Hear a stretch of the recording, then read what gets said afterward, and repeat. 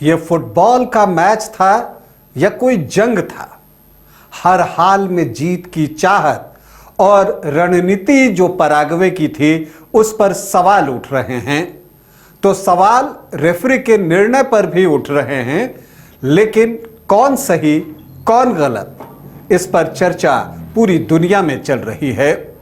FIFA world cup 2026 के pre quarter final में France का मुकाबला पराग्वे की टीम से हुआ, लेकिन इस मुकाबले में खेल के अतिरिक्त जो कुछ हुआ उसकी चर्चा सबसे ज्यादा है। क्या कुछ हुआ इस मुकाबले में आज आपको बताऊंगा, लेकिन पहले बता दूं कि आप देख रहे हैं न्यूज बाइस्कोप और मैं हूं राकेश रंजन।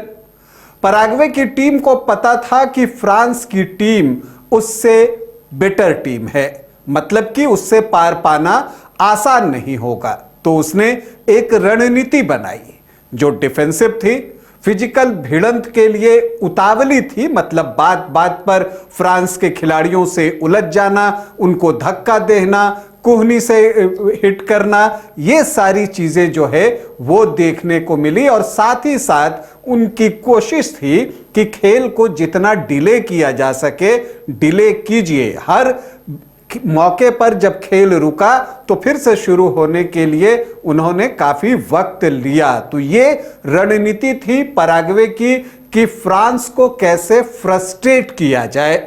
और यहां पर रेफरी के निर्णय पर भी कई सवाल उठे। देखिए, अगर आप इस मुकाबले की बात करें तो एक तो बहुत सिंपल सी बात है कि देखिएगा कि जो बॉल पोजीशन है वो फ्रांस के पास ही रही। 76% गेंद पर नियंत्रण फ्रांस का रहा, सिर्फ 24% जो है बॉल पोजीशन पराग्वे के नाम रहा। तो इससे पता चलता है कि मैच पर दबदबा किसका था। इसके अलावा आप देखिए पास एक्यूरेसी की बात कीजिए तो फ्रांस की जो पास एक्यूरेसी थी वो 90% थी, 90%। तो दूसरी तरफ सिर्फ 57% पास एक्यूरेसी पराग्वे की थी।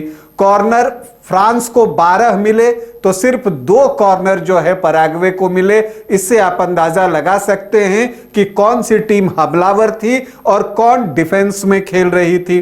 टारगेट पर शॉट जहां फ्रांस ने 5 लगाए तो पराग्वे ने सिर्फ 1।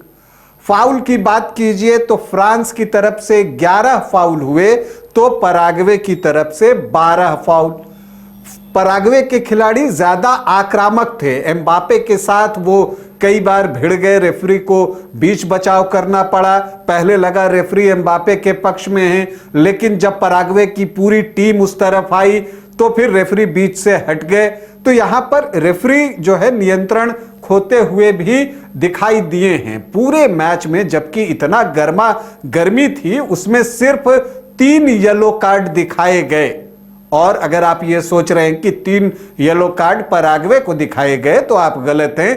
3 येलो कार्ड फ्रांस के खिलाड़ियों को दिखाए गए और इस वजह से रेफरी की आलोचना हो रही है कि जब पराग्वे इतना रफ खेल दिखा रहा था तो उसको येलो कार्ड क्यों नहीं मिला। जब भी फ्रांस के खिलाड़ी कोई फाउल करते, जो पराग्वे की टीम है और जो बाहर उसके समर्थक और जो बेंच स्टाफ बाहर थे वो सभी जो है इस तरह से करते कि येलो कार्ड, और उसी में कई बार येलो कार्ड जो है वो दिखाया गया। माहौल कितना गर्म रहा आप इसका अंदाजा इससे लगा सकते हैं। मौसम तो गर्म खैर था ही, काफी गर्म था, और इसको हॉटेस्ट मैच आप मौसम के लिहाज से भी कह सकते हैं और खिलाड़ियों की गर्मा गर्मी के लिहाज से भी कितना गर्म था कि मैच जब खत्म हो गया फ्रांस की टीम 1 गोल से मुकाबला जीत गई। और जब मैच खत्म होने के बाद एम्बापे जश्न मना रहे थे तो उस समय जो पराग्वे के गोलकीपर हैं गिल, वो उनकी तरफ आते हैं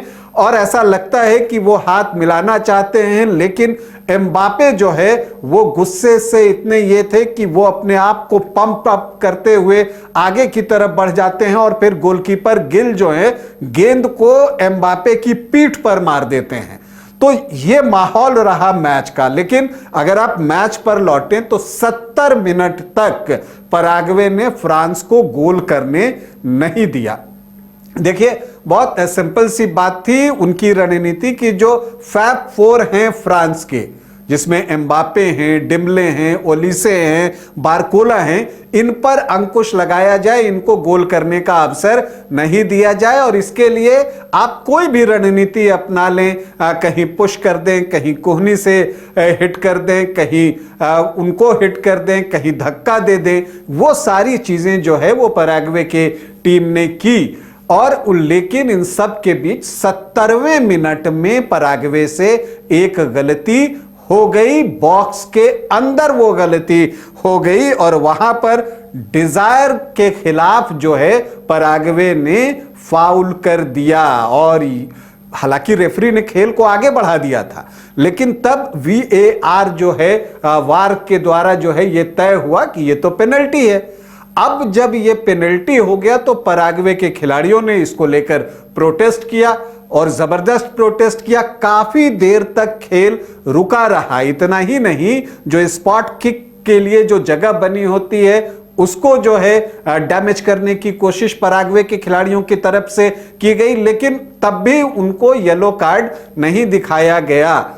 लेकिन वहां पर किलियन एम्बापे एक स्माइल के साथ आते हैं और गोलकीपर को रॉन्ग फुट पर पकड़ते हैं और गोल डाल देते हैं। और यहां पर फ्रांस की टीम 1-0 से आगे हो जाती है। इस विश्व कप में यह किलियन एम्बापे का 7वां गोल था और इसी के साथ एक बार फिर से वो गोल्डन बूट की रेस में पहले नंबर पर आ गए हैं। अगले 20 मिनट भी कोई गोल नहीं हो पाता, खेल समाप्त होता है। और तलखी, जैसा मैंने आपको बताया कि खेल समाप्ति के बाद गोलकीपर ने एम्बापे के पीठ पर गेंद मार दी। जब इन्होंने उनको तवज्जो नहीं दी, ये बातें गोलकीपर ने भी कही कि मैच के बाद कि हम उनसे हाथ मिलाना चाहते थे लेकिन उन्होंने मेरी ओर ध्यान नहीं दिया तो मैंने गुस्से में गेंद मार दी। तो ये माहौल रहा मैच का। लेकिन यहां पर फ्रांस को जीत मिली और फ्रांस के कप्तान एम्बापे ने कहा भी कि हमें पता था कि ये मैच कैसा होगा। उन्होंने कहा कि हर टीम जीतना चाहती है और सबकी अपनी अपनी रणनीति है और अपना अपना तरीका है, लेकिन उन्होंने एक चुनौती भी दी, कही कि हम हर तरह से निपटना जानते हैं, हम भी अपने हाथ गंदे कर सकते हैं और अगली टैक्टिक्स जो अपना सकते हैं जैसे कि अन्य टीमें अपना रही हैं, तो फिर जो है हम हर तरह से मुकाबले के लिए तैयार हैं। तो अभी फिलहाल आपके लिए तो सूचना यह है कि फ्रांस की टीम इस गर्म माहौल में, गर्मा गर्मी वाले मैच में 1 गोल से पैराग्वे को शिकस्त देकर क्वार्टर फाइनल में पहुंच गई है, लगातार चौथी बार। और यहां पर उसका मुकाबला जो है वो मोरक्को से क्वार्टर फाइनल में होगा। अभी के लिए इतना ही, इजाजत दें, नमस्कार। घर रहने का मकान भर नहीं, ये खुशियों की तिजोरी है।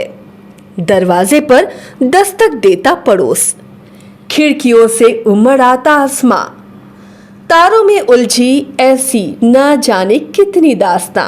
कहती हैं चले डायमंड सिटी, एक सफर हम सफर के साथ अपने घर तक। Diamond city, life long bonding, 500 से ज्यादा खुशहाल डायमंड परिवार। जल्दी करें, सिर्फ 200 फ्लैट बाकी। आज ही बुक करें अपना आशियाना।